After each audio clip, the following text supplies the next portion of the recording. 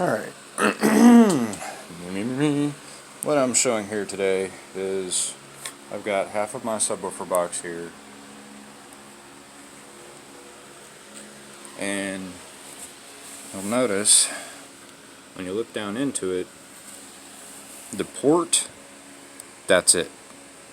There's no other piece that goes straight down like you see in a lot of other boxes. So what I'm doing is I'm fixing that problem, because I'm trying to lower the tuning on this. To what frequency, I don't know, but it doesn't hit the kind of lows that I want. So I'm doing what I can to try to fix that. Now what I've done is I've taken a piece of 1/4-inch plywood, and I've got both pieces cut out.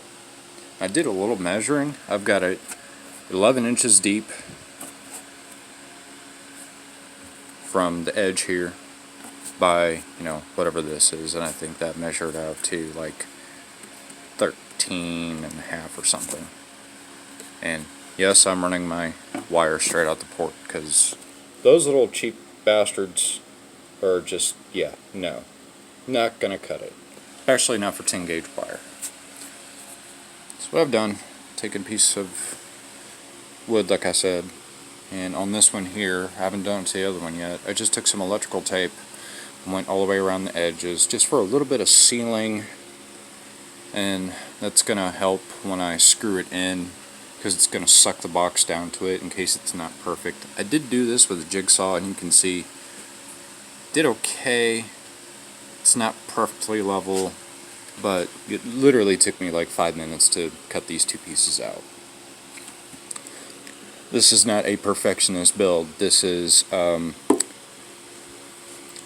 I'm doing in my free time while my little girl sleeps. So I may only have 5 minutes to work with. So that's what I've done. Put it in there. You can see it's going to have it's 14 inches from the inside of the box there to the edge here. So I cut this at about 11. This is like 3.5. So I try to give it a happy medium there. I looked at a couple other boxes to see how deep the inside port goes, and now I think I've got it roughly where I want it. I thought maybe doing it an even 12, an even 1 foot, but I don't want to choke it out too much. This is more of an experiment than anything really, so that wire is going to drop back down and run back out the side here and through the port. But in general, you can see there, that's what it is. And like I said, those seams there, I did okay with the jigsaw, I think. I don't know. But when I screw those in, it should suck them right up. And that little bit of electrical tape should help too. What I'm more worried about is getting this edge here. So what I'm going to do is I'm going to take a little piece of self-adhesive foam, and I'm going to line the inside of this edge. It's different stuff than this. Can't even remember what this is. Oh, this is rubber gasketing for door seals. And I don't know if I've explained this before, but I've had to cut my box in half to fit it into my car, because I can't fit it in behind the seat. I can't fit it in through the trunk in one piece. So I grabbed a saw and cut it in half. And then I had these screws on both sides here, wherever, and literally ghetto rigged, zip tied it back together. Yeah, everyone's probably screaming at me, "Oh my God, you're losing so much air. This is a horrible idea. What kind of an idiot does this with their box?" I do, because I do GIF. I still get bass, and it's not perfect. I'm not trying to impress anyone but myself, so, whatever. Don't care. It works for me. What I'm actually going to do is, when I get this back in, and y'all probably be really proud of this, I'm going to strap it together. I'm going to take that strap there, and I'm just going to go around the outside of the box and just ratchet strap it as tight as it'll go. And that'll also make it more convenient to let it loose, to detach it should I need to take it back out of the car, and I'm sure I will a time or two. That's what I got. I got this port made here.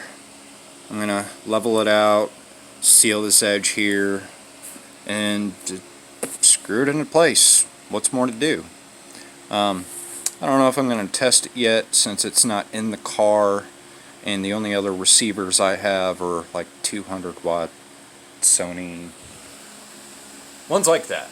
I've got like 3 of them. I got a Kenwood, I got a Sony, I got another Sony, that one right there, and then I got my Pride and Joy TAC, which has like 3 outputs on it and 440 watts total, and it's like from the 70s or 80s, but that's my favorite one because it doesn't have all those digital stupid buttons.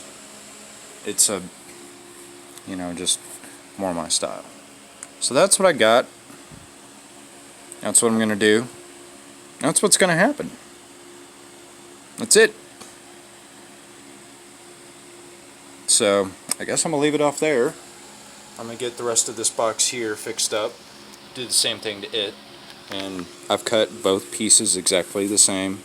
I've measured it out. I cut it as straight as I could. And then I just took one piece, laid it on the other, traced around it, and used it for a template.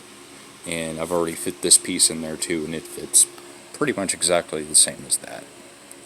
So that's what I got. I cannot wait to see what these do with the new amp. And hopefully attempting to tune this port achieves the outcome that I want, which is just to drop it a few more hertz. I'm going to say this box here probably sits around 45 to 50, and that's just too high for my liking. It gets the job done, but I like 40 hertz and under, probably closer to 30. I doubt I'm ever going to get that with this box, especially since it's a prefab, and you know, definitely not to the specs of these Audiobahn AW1206Ts. So it is what it is. That's what's going to happen. Whether it hurts or helps, I'll see. If it doesn't do what I want, well, I'm going to take it back out. If it does do what I want, I'm going to leave it in. Either way, you're not going to see them. But that's it. Thank you for watching. Peace.